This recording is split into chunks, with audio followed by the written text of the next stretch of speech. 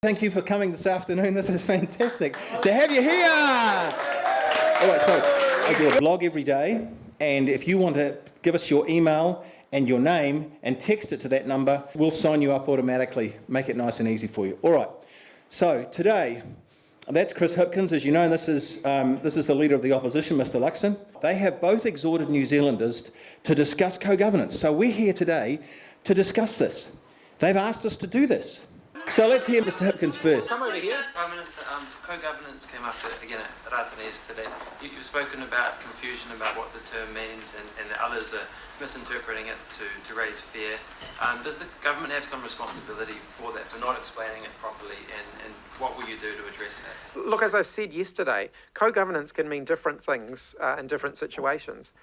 We should have a mature discussion about it, not one that's informed by bumper sticker slogans. We should make sure that we're informing New Zealanders what we're doing and why we're doing it. As I indicated yesterday, the last National Government entered a multitude of co-governance arrangements during their time in office.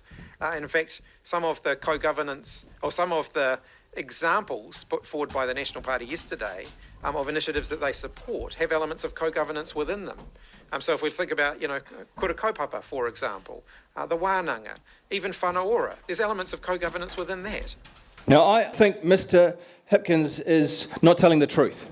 I believe he knows exactly what co-governance is. His government's driving it, and you've just seen an example of political spin, because here's a book that I've written called Co-Governance, What It Is, Why It's Wrong and Why It Must Be Stopped.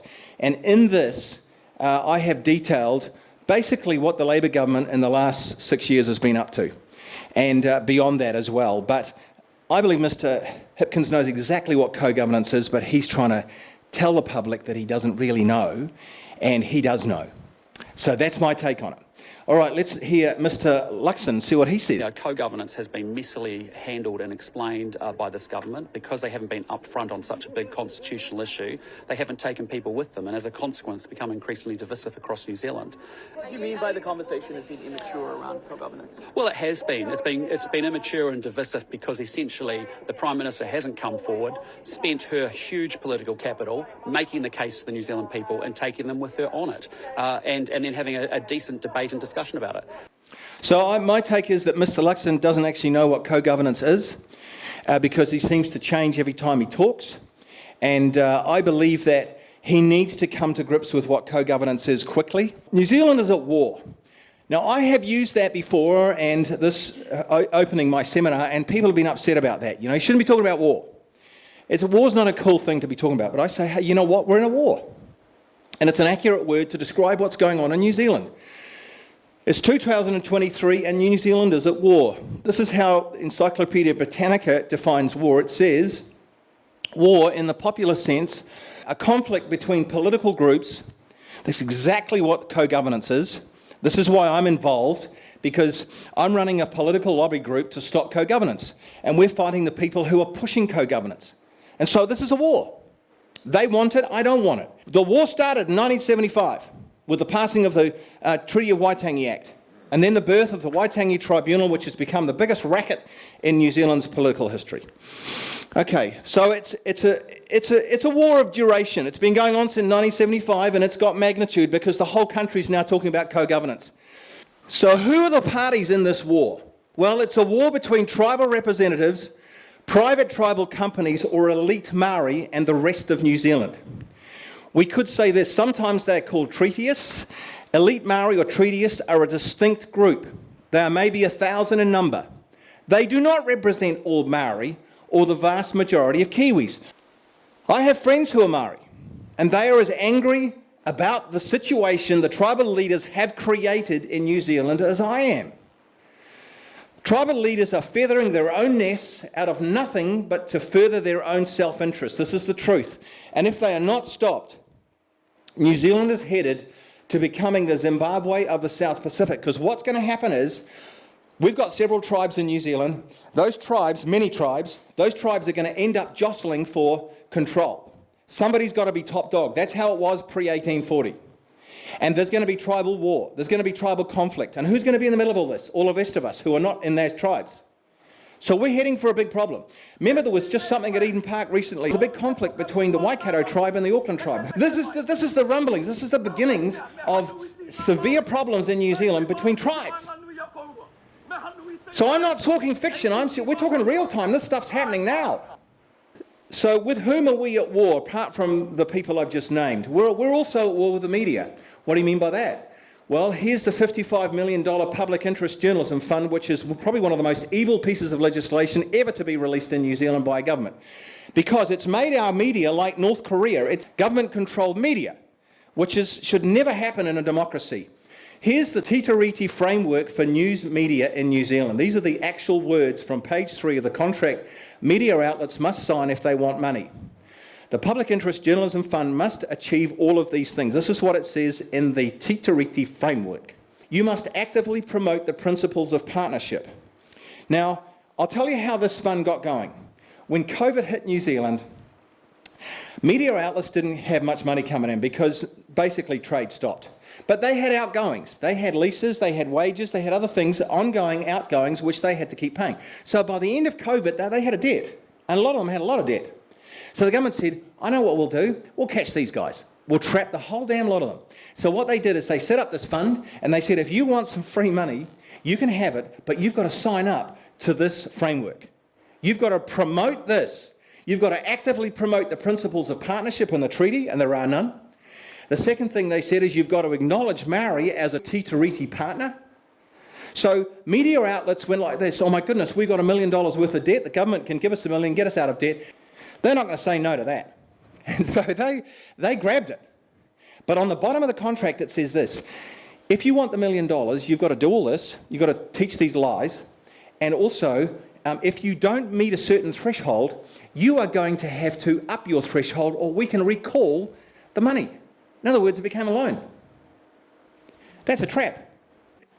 The third thing it says in this framework, it says participation and active protection under Te Tiriti o Waitangi, protect 1 and 2 from being attacked or opposed. That's the red writing is my writing, it's not in the contract, I'm just explaining what that means. It means that if you sign up to this and you want some free money, you've got to protect and you've got to stop any of these two being attacked or opposed. So like me, I'm attacking and opposing all this. So you've got to, as a newspaper, a TV station, a radio station, you've got to oppose Julian. You've got to oppose any voice that tries to shut this down. Now, why would you do this? If you were telling the truth, you wouldn't have to worry about all this. If the treaty really taught partnership and it really taught all of this, then you wouldn't need to lie because the treaty would speak for itself. So this is obviously a lie. They've been paid to tell lies. So the contract further states, Maori have never ceded sovereignty to Britain or any other state. This is what you've got to stop being attacked or opposed. You're not allowed to oppose that. You're not allowed to say, wait a minute, that's wrong. No, you're not allowed to do that. If you want money, you've got to go along with this and promote it. Next thing is this means our society has a foundation of institutional racism. You've got to start saying this in your newspaper, your TV station and your radio station. You've got to start promoting that this is true. And then the next thing is we live in a society that perpetuates racism and inequities. This is what you've got to say. In response, many Maori organisations and networks are decolonising. That's what the newspaper's got to say. We're decolonising because this has been such a terrible thing, having the experience of having Europeans land here in New Zealand. Well, I'm going to talk a little bit about colonisation a little bit later on, but not right now. With whom are we at war? Well, we just talked about the media. We're at war with history-ignorant politicians. What do I mean by that? Between 1975 and 2023, what you see in New Zealand is a series of, starting with Bill Rowling in 1975, you see a series of politicians on both sides of the House, of all parties, who just simply rubber-stamped Waitangi tribunal recommendations and paid out huge amounts of money to tribes here and there and everywhere without really investigating the truthfulness or the validity or the veracity of the claims made in that tribunal recommendations. So history-ignorant politicians have got us to co-governance right in 2023. It's their fault. Activists have been working inside the government and these politicians have gone with them and then supported them and not checked anything they were doing and just felt fearful and intimidated and bullied, and so they've just gone along with it. Who else are we at war with? Government departments, which are now run by activists. Who else are we at war with? Activism in the education system, the brainwashing of young people at kindergarten right up to university. You know what? There is huge brainwashing going on. And why is this brainwashing going on? Forced teaching te reo, bringing in a new history curriculum, which is completely telling lies about our history to all the people. Maori were saints and the colonials were demons. That's basically the message. And we want you to be ashamed of if you're a white person and you're a hero if you're a Maori. That's not what the history says at all. And why do they want to do this? Because they want to brainwash this generation so that they don't oppose the coup, the takeover of tribal entities of New Zealand. They want the next generation to be on board and with them. European lawyers and consultants who have sold their soul and our country for filthy lucre. How many read the Herald about 2 days ago when they talked about how much Three Waters had been given to consultants and lawyers to get that across the line? 50 million. Activism in local councils. I have councillors from various councils all over New Zealand writing to me, telling me what's going on in their councils. The Mayor of Kaipara was one where somebody wanted to force a prayer. Why? Why should Maori have the nibs on who should be praying and what should be praying? Look, there's probably 12 different cultures represented. Why don't they all have a turn? Well, that's exactly what Mayor Jepson did. He was just right on. He said nobody should have just the right. No, one person. Why don't we take it in turns? That's what he did. Good man. Another councillor from another council in New Zealand said that he had a 3-day seminar where people like a hit squad came up from Wellington. He was a new councillor and all the new councillors had to have a cultural safety 3-day seminar. And the people from Wellington who came up were wearing body cams. Why? So they could record who was a bit of a bad, rebellious councillor who could be trouble. This is North Korea. This is happening in New Zealand. And councillors are being subjected to heavy, heavy brainwashing and propaganda to conform to the takeover protocols of those from Wellington who are doing this. Christian churches which have become woke and PC, all the while thinking that in running with co-governance they are putting a smile on the face of God. They are not. I'm a Christian. I know what churches do. What churches do is this, is they go, oh, we want to win people to our church, so let's be woke and PC. In actual fact, they're being wimps because they're not really historically savvy. They don't know their history and they're just joining in, trying to be nice and acceptable to the culture. These are the elements of the war. These are the participants in the war. The laid-back nature of Kiwis whose mantra is, she'll be right, until they taste tribal rule, and then tears will flow in the gutters of our streets. Because tribal rule is not pretty. If you want to know what tribal rule's like, go and have a look and study history pre-1840 in New Zealand. The chiefs, the sensible ones amongst them, came to the British and said, will you protect us because we're self-annihilating and we can't go on like this. Do you know the Maori population in New Zealand went down from 150,000 down to something like 70,000 in those 40 years between 1800 and 1840. And that was not Europeans killing Maori, that was Maori killing Maori. We are fighting for the average Maori and for the 159 other cultures in New Zealand. You see, there are all these people, the Indians and Africans and Chinese and Russians and Czechs and Japanese and there's Samoans and there's French and there's Australians and there's Tongans and there's Germans, there's Croatians, there's Belgians, there's British, there's South Americans, there's Koreans, there's South Africans, Italians, Niueans and so on. These people are all taxpayers, are they not? Because I'm against any group getting special privilege because what do we call that? Apartheid. That's separatism. That's racism. I'm the guy fighting racism in New Zealand, yet I'm accused of being a racist. So who are we at war with? Well, some people have said, who are these people? Well, Tipene O'Regan is one. He's the Ngāi Tahu leader. So Tipene O'Regan has been known to hint that if the Ngāi Tahu and other claims before the Waitangi tribunal are not met, there is a danger that Maori activists will resort to violence to achieve their objectives. What's that? That's a statement of war. Here's another one. This is Ken Mayer, leader of the militant Te Ahi Kaha group. He said this, we will take back our country by any means. What do you mean by any means? Any means that will include war, if we have to. The Maori Party has clear goals. This is Waititi. He said this, it has a 25-year plan. They want self-management, self-determination and self-governance over all their domains. That means justice, health, education, everything. They want a separate Maori parliament with 15 to 17 seats and control over $20 billion of annual self-managed spending. 20 billion, a billion is 1,000 million. So they want 20,000 million per year. Do you know how much the Dunedin Hospital is going to cost to build it? 1.4. You could get 8 of those into just 10 billion. 8 state-of-the-art hospitals could be built in New Zealand for 10 billion. Do you know how much the road from Warkworth to Puhoi cost? Just under $1 billion. You get another 10 of those roads. Abolishing full and final treaty settlements. This is what he actually said. He said, we want to abolish full and final treaty settlements. They don't want full and final. They want ongoing cash. Handing back all conservation land to Maori. This is Stuart C. Scott, lawyer and historian. He says this: claiming has become an integral part of the Maori way of life. The thought of the extinction of further claiming rights by final settlements is abhorrent to the race. Maoridom does not want settlement. That's what Waitangi just said. It wants to nurse its grievances and continue its claiming ad infinitum. That's what Waitangi just said he wants. The push by tribal leaders for co-governance and partnership, if not stopped, is going to destroy New Zealand. So what is co-governance? Co-governance, what does it mean for government? 2 complete governments that overlap. This is something that's in my book. It looks like there's 2 governments that overlap. There's going to be a Maori government and a government for everybody else. But the key thing is that Maori are going to have power of veto over the other government. That means power of veto means they have the final say on what goes on in the other government, the non-Maori government. In other words, they get control of the country.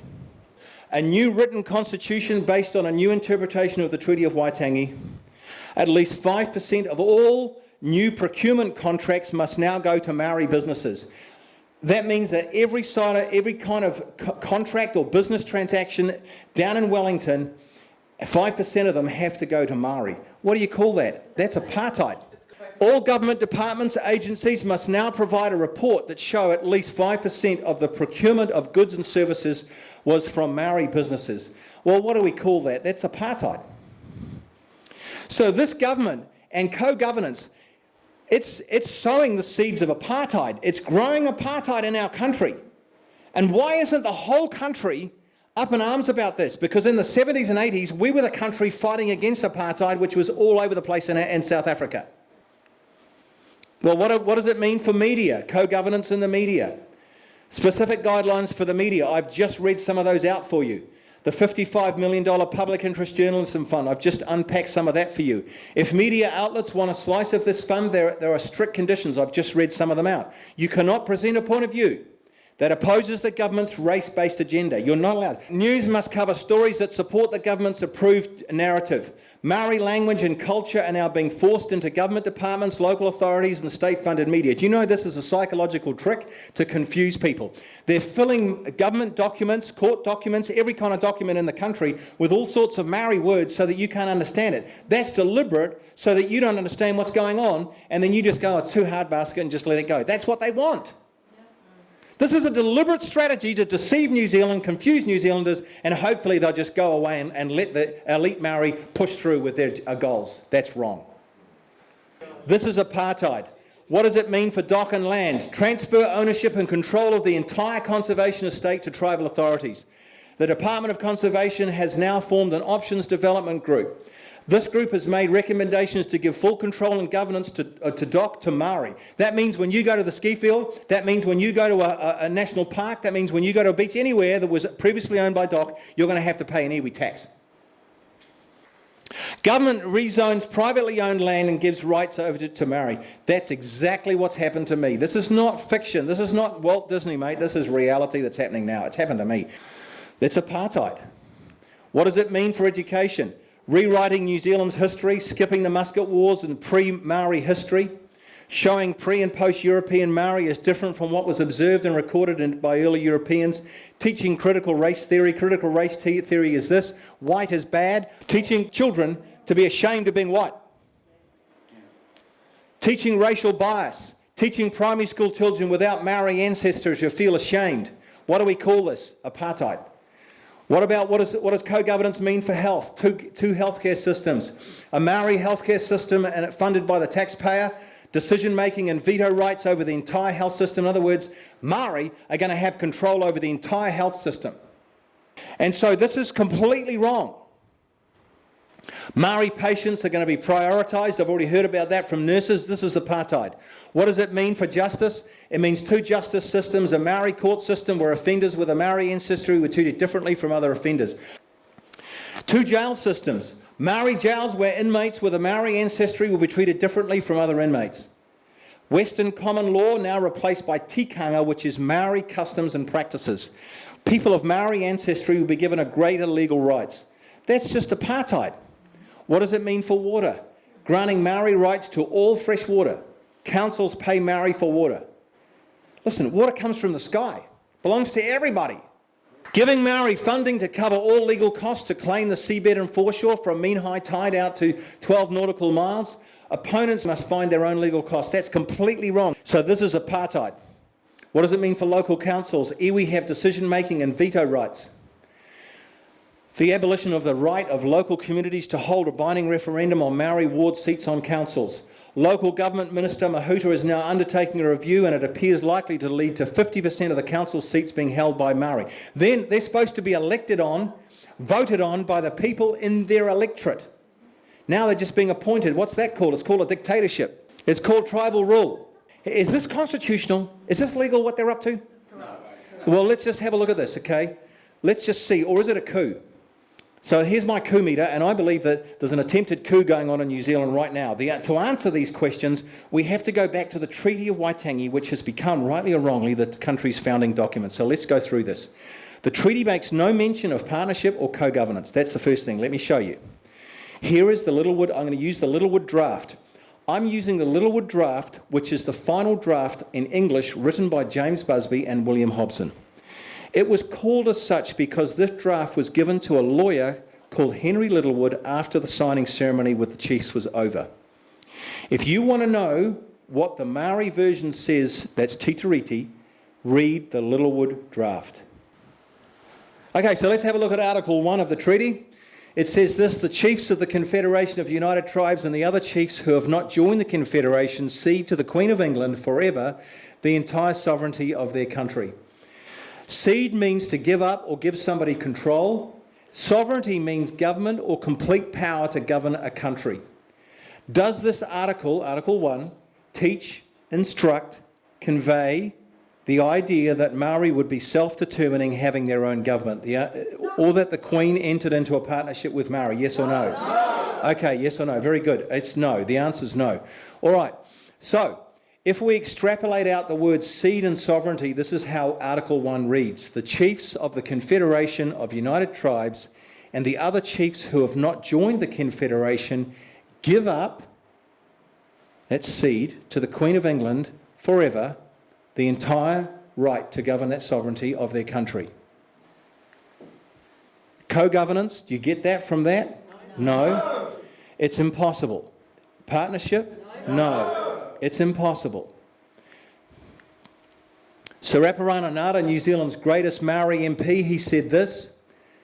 By the way, he did a law degree in 2 years instead of 3. He was a parliamentarian in the 1920s and 30s. Sometimes he stood in as either the Deputy Prime Minister or the Prime Minister of New Zealand. He was a hotshot. He went round all the maraes in New Zealand teaching about the Treaty of Waitangi, and he wrote this book called the Treaty of Waitangi, an Explanation. So this can be found on page 6. These are but few words. He's talking about what we've just read, Article 1, but they indicate a complete cession. This was the transfer by the Maori chiefs to the Queen of England forever of the government of their lands. It is the absolute authority over the Maori people which the article transmits into the hands of the Queen and Parliamentary Council. The main purport, in other words, the main thing in Article 1, was the transferring of the authority of the Maori chiefs for making laws to their respective tribes and sub-tribes under the Treaty of Waitangi to the Queen of England forever. That's a very, very, very good piece of language because it's so clear. He was a lawyer. So he's writing with a little tinge of a lawyer here, and it's great. He then goes on to say, he's not finished, it was the first article of the treaty which transferred the chiefly authority of your ancestors, affecting you and future generations forever. This is so clear. The treaty made one law for the Maori and Pākehā, in other words, one law for all. If you think things are wrong, which is what many Maori, elitist Maori think today, things are wrong, and we should be self-governing, and we should govern New Zealand, and we should have New Zealand back because it was ours. That's all not what Saraparana Ngāta is saying. If you think things are wrong and bad, blame our ancestors who gave away their rights in the days when they were very powerful. So for him, it's so clear. So let's go to Article 2. The Queen of England confirms and guarantees to the chiefs and the tribes and to all the people of New Zealand the possession of their lands, dwellings and all their property. But the chiefs of the Confederation of United Tribes and the other chiefs grant to the Queen the exclusive right of purchasing such lands as the proprietors thereof may be disposed to sell at such prices as may be agreed upon between them and the person appointed by the Queen to purchase from them. So this is basically saying that the Queen guarantees to the chiefs the protection of their lands, dwellings, and all their property. This section of Article 2 says that to save Maori from being ripped off by settlers with land transactions, that the government wanted to control the sales to protect Maori against being ripped off. That's what it was about.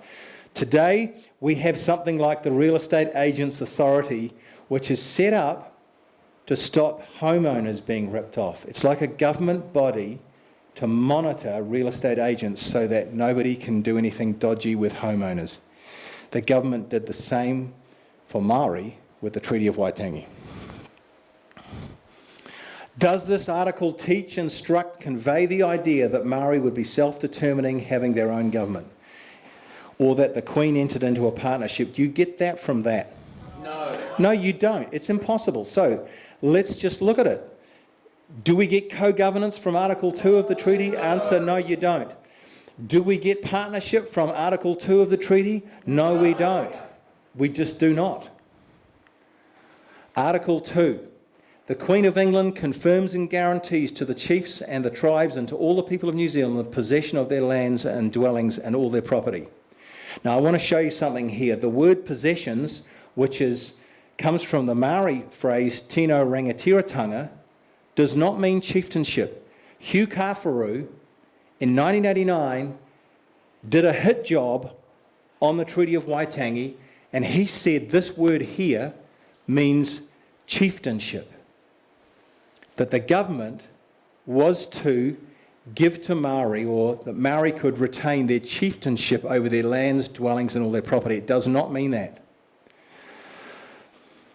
It simply means ownership. When you read that and you exchange the word possession for ownership, it makes complete sense. The Queen of England confirms and guarantees to the chiefs and the tribes and to all the people of New Zealand the ownership of their lands, dwellings and property.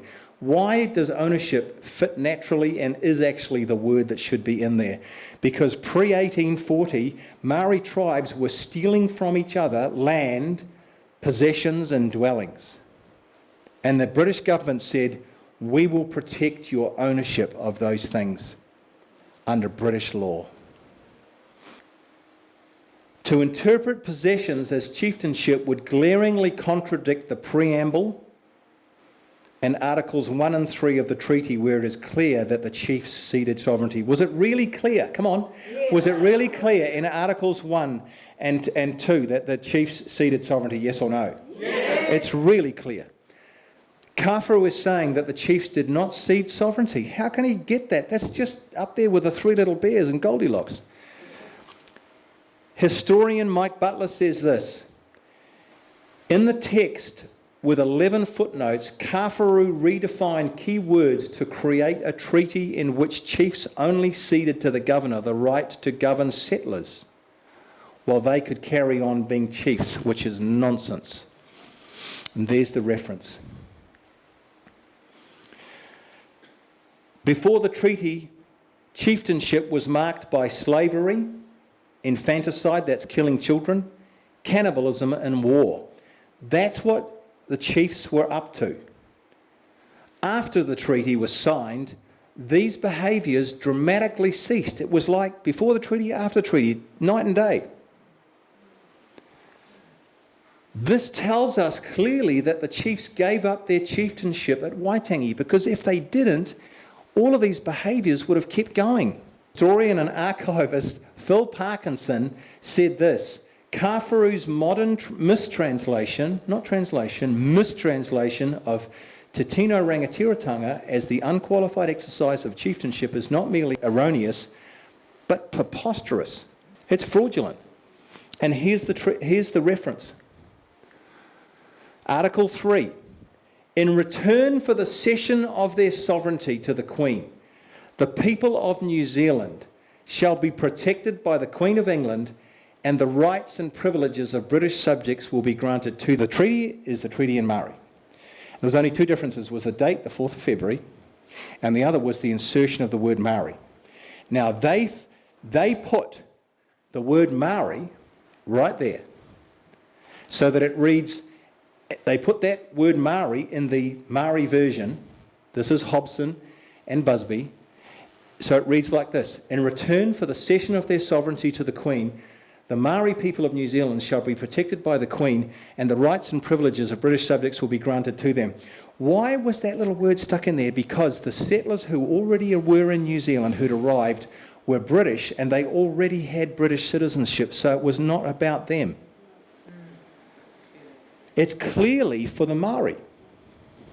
Does this article teach, instruct, convey the idea that Maori would be self-determining, having their own government, or that the Queen entered into a partnership with Maori? Yes or no? The answer is no. So here it is. Co-governance, do you get co-governance from this anywhere? The answer is no. It's impossible interpretation. Do you get partnership from here anywhere? No, you don't. Am I the only one thinking like this? No, I'm not. What about good old Winston Peters? He says this. He says, does the treaty mean partnership? It is truly staggering that a claim of partnership for Maori is being made based on the Treaty of Waitangi when Queen Victoria was not in partnership with anyone in the UK or the British Empire or the day before the 6th of February or the day after. So Winston Peters is really clear. What other figures who are notable would support this? Well, here is Judge Anthony Willey, and he says this. Retired District Court Judge and Canterbury University Law Lecturer Anthony Willey noted this: Maori and the Crown are not partners in any sense of the word. It is constitutionally impossible for the Crown to enter into partnership with any of its subjects. He says you can't do this. It's like legal gymnastics. It just does not work. Then what about David Lange, former Prime Minister, Labour Prime Minister? Did Queen Victoria for a moment think of forming a partnership with a number of signatures, a number of thumbprints and 500 people? Queen Victoria was not that sort of person. You can have a democratic form of government, or we can have Indigenous sovereignty. They cannot coexist, and we can't have them both. So you've got significant politicians, prime ministers coming out and saying you can't do this. I'll finish with this. Dr. John Robinson says this: many of the activists and iwi intend a totally dual government system with separate Maori and non-Maori houses of parliament and a Maori veto on all legislation. A Maori veto on all legislation means private tribal companies have the final say on everything that goes on in New Zealand. On what laws and legislation are passed and accepted in both houses of parliament. Dr. John Robinson goes on to say the words in the Hei Puapua report insist that power, full authority, must go to Maori. He goes on to say this, that the proposal of Matiki Mai Aotearoa gives the iwi leadership around 3/4 of the power to rule the entire country, together with a veto on the joint sphere, that's the other quarter. Everyone else will be disenfranchised. If you don't know what that word means, go and look it up in the dictionary. Disenfranchised means stripped of all your rights. This is a blueprint for the complete rule of New Zealand by a determined minority. This is wrong. I believe many Māori would stand with me. If they were in this room today, they'd be clapping and cheering, saying, you're fighting for us, because that's what we are doing. We're fighting for all the 160 cultures in New Zealand. And we're saying the bus called New Zealand is heading for the cliff, and if we all go over, it's going to be unsurvivable. We've got to stop this. And there's the quote. You can go to where I get this from. Conclusion. A coup by stealth is in progress in New Zealand. Please don't be naive or easily fooled. Co-governance is not about co-governance. Co-governance is code for the takeover of New Zealand by tribal companies and their representatives, the end of democracy, the installation of apartheid and separatism into everyday life, and the final end game being the installation of tribal rule. If you want to summarise my book, that's it. Tribal representatives have openly stated they want to be in complete control of New Zealand by 2040. If we don't stop co-governance, New Zealand is headed to becoming the Zimbabwe of the South Pacific. Now, are you okay with that? So here's our call to action. What's the plan? Repeal all race-based legislation. Launch a royal commission to investigate a trail of Treaty of Waitangi fraud and corruption. Vote for the party which is going to completely outlaw co-governance, not just tinker with it, rearranging the deck chairs. It's got to go completely. We want to stage a peaceful rally in the Auckland domain before the election, 2023. We need a minimum of 100,000 people at that rally. Only a show of solidarity will force our politicians into solid policy legislation commitments to outlaw co-governance. Do you know the only thing that politicians love is votes? They don't care about you or me, they want your vote. And so what's going to get their attention is 100,000 people saying this is wrong. They'll go, oh my goodness, they're serious. And you know 100,000 people could tip the balance of the whole election either way. They will know that. So they're going to run to their policy statements and expunge, is a good word, co-governance. Votes speak most loudly, so only a visible demonstration of voter abhorrence to co-governance will affect real political change. You can sign up on this website, ask all your friends and neighbours to do the same. Here is my book, pick up a pack of these. Awareness is the key to change. The reason New Zealanders are not on the warpath and we don't have mass protests, the reason we don't have is people are not aware. They think co-governance is okay, and the government's done a lot of work to try and create that wrong impression. The best way to stop co-governance is to get the word out to neighbours and friends. Do a letterbox drop in your street. I hope for the next one we have in Auckland or wherever it is around the country that you can encourage your friends and your neighbours and everybody to come, because we've got to get that 100,000 people, all right? Thank you so much for coming. Thank you.